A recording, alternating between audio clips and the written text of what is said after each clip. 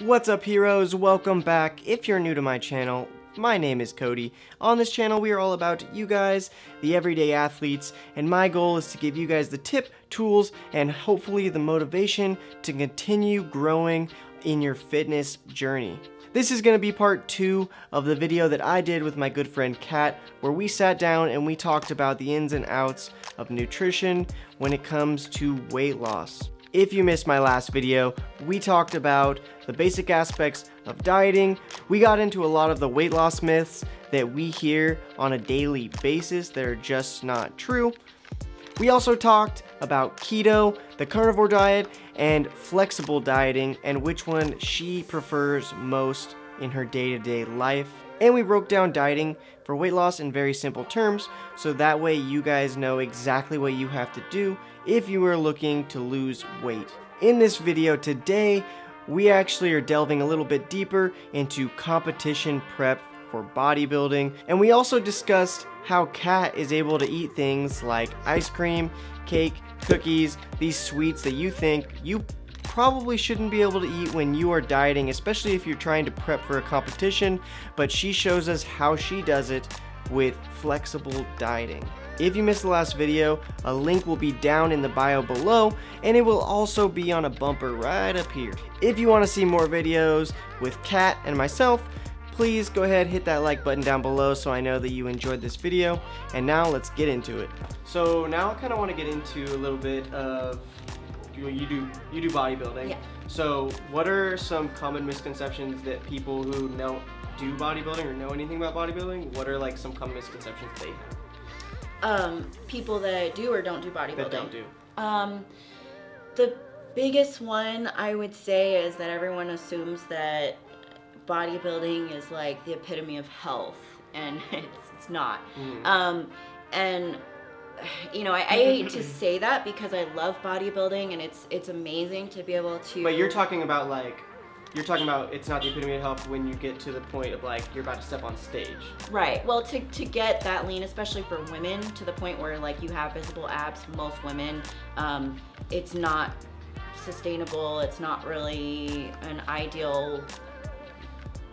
You're not going to be at ideal body fat levels. You're not going to have ideal hormone levels, and you feel pretty junky before you get on stage. So I think a lot of people, they kind of have this idea that, you know, you can reach that with just lots and lots of exercise and feel great and be healthy, and when you're stepping on stage and you look your best, you feel your worst. That's generally about how that goes. And it is a lot more of an intricate process in terms of dieting, cardio, and workouts than, say, somebody that's like, I just want to get in shape. I just want to look good and feel good. This is like the opposite end of the spectrum. So do people kind of think maybe it's a little bit easier than it is? It's a little less work than it is? Yeah, absolutely. I mean, you have to really, really do a lot of cardio, a lot of dieting, hardcore dieting. You know, everybody, I don't like to throw numbers out there, but you'll see women in very, very low intakes that would normally be concerning calorie-wise. So it's just, and that's why it is generally a short-term thing to get into competition shape and then go ahead and let your body go back to where it needs to be through a process called reverse dieting. Reverse dieting. Okay. What, can you explain reverse dieting a little bit? So that's generally where you're gonna slowly add back in, you know, carbs, fat, sometimes protein, depending on where somebody's at, to minimize fat regain and slowly get their metabolism back in a spot that's ideal, because with all kinds of dieting, but especially extreme dieting, your metabolism will downregulate, which means that it slows down, just essentially so your body's trying to save you. Mm-hmm. And so, you know, we have to get to the point where your body's not in that crisis mode of I need to regain fat rapidly because you were, you know, it thinks you're starving it for a long time and it needs to survive. Let's say you have a competition a year from now. Mm-hmm. When would you have to like really start dialing in the diet? That's going to depend on how much weight somebody needs to lose. Generally for experienced competitors, then maybe, you know, 6 months, 6 to 8 months. But you know, it depends. But if you're a first timer, probably you want to start that whole year, just to slowly kind of transition into it. It's not, so the way that my coach, the way that I do coaching, we don't dive right into a crash diet, which is what some competitors do, you know, and it works for them. Everybody has their own way of doing things, but we like to do more of a transition phase where you're just kind of, you know, slowly bringing things down, and it's not quite, it doesn't suck too much yet, but it's still a diet, and then you really move into the meat and bones of that competition prep where things, you know, slowly get a little uglier, and it's really, you gotta just grit. So I think probably what I would assume most people probably don't realize is you guys are not competition ready year-round. Like, obviously not right now. I don't have abs right now, but her husband Zach, who is he's pretty much like me, just taller, buffer, and better looking. His before and after picture that he posted before this last competition is crazy. Like, that is like, that just shows you like the big change that you guys actually go through. That was actually a really long prep for him. He was dieting, I want to say it was at least a year, but again, you know, it's a transition phase, so his transition phase was a while. He didn't really pick a show until he got more to where he wanted to look and then started really dialing in. But yeah, it is. So everybody kind of assumes that you just always look like your stage shots, but you don't. Most of the time we look like normal people, and then, you know, you dial in and the muscles start popping, and, you know, body fat gets really low, and that's where you get that, you know, that lean stage presentation. So if people go to your Instagram and they see like pictures, they're gonna see that you have a problem with ice cream. Yes. So how are you able to eat ice cream and sweets and all this stuff and still lose weight? So again, caloric deficit, that's always the magic word. So the dieting approach that I take, that I give to my clients, would be what's called flexible dieting. So it's where you're gonna count maybe less so calories, but your macronutrients, which will be carbs, fats, and proteins. That can be a little much for some people, so I don't always recommend that for everybody. We always want to at least keep an eye on calories and protein. But that's what I do. So I will plan my day around that ice cream. Obviously, when I'm like really close to a show, Ben & Jerry's is not going to happen. You know, we might have to go for like light ice cream or something like that. But you can work in those treats that you want.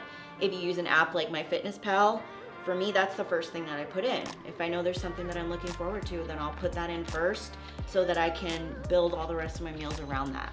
And that just kind of helps me mentally.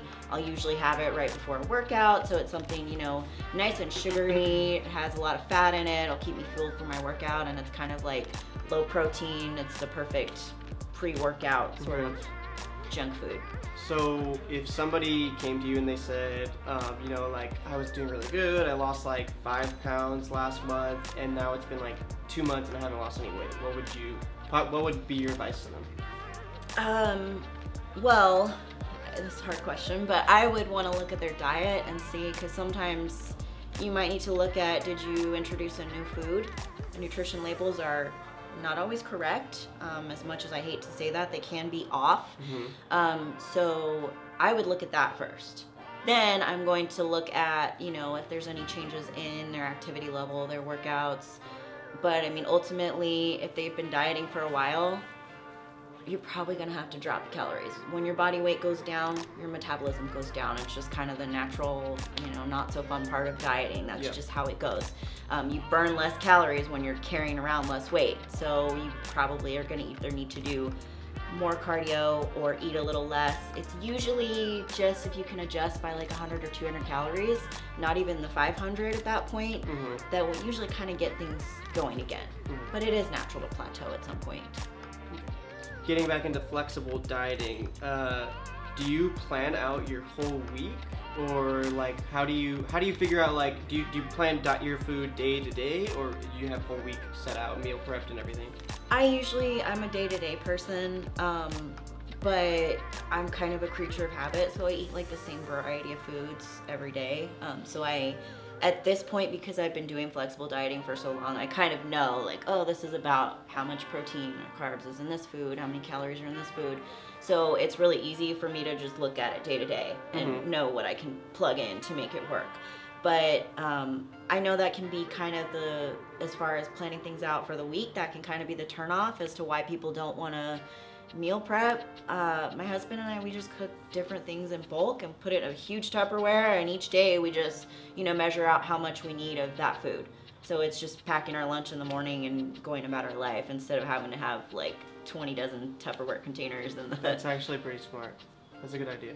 Yeah, so you just, bulk cook chicken and rice, and, you just measure out what you need for that day so you can change it up if you need to, and just, Okay, so my question is, when you have like some crazy recipe or something, how do you figure out the calories or like the macros for, like, let's say like I made a lasagna.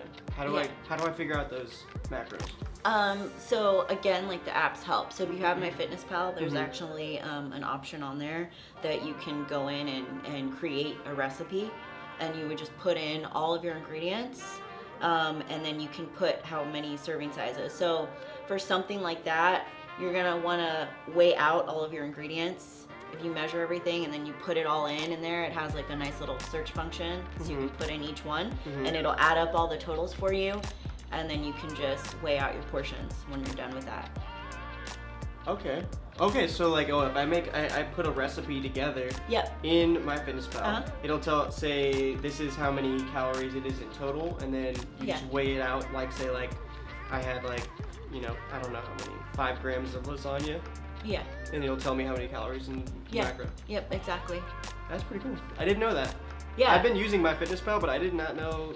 They kind of have it like hidden in there, but it is on one of the little, I believe it's on the bottom. They always keep changing it up ever since Under Armour bought it, but it's on there, so you can just kind of search through there, and you just create a recipe, and then you can set it out to like the total grams. That's usually what I do.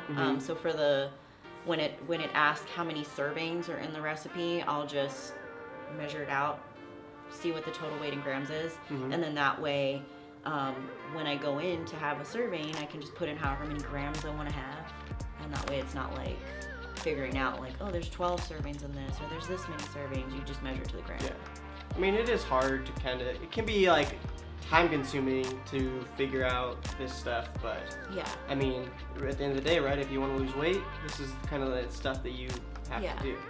And there's ways to simplify it at the end of the day, and that's why sometimes it's nice just to have a coach. I've got a lot of people that I work with just for nutrition, because they don't want to have to think about it. They don't want to have to figure out like, hey, what are my macros? How many carbs am I supposed to eat? That can be really daunting to try and figure out, because there's a lot of different information out on the internet.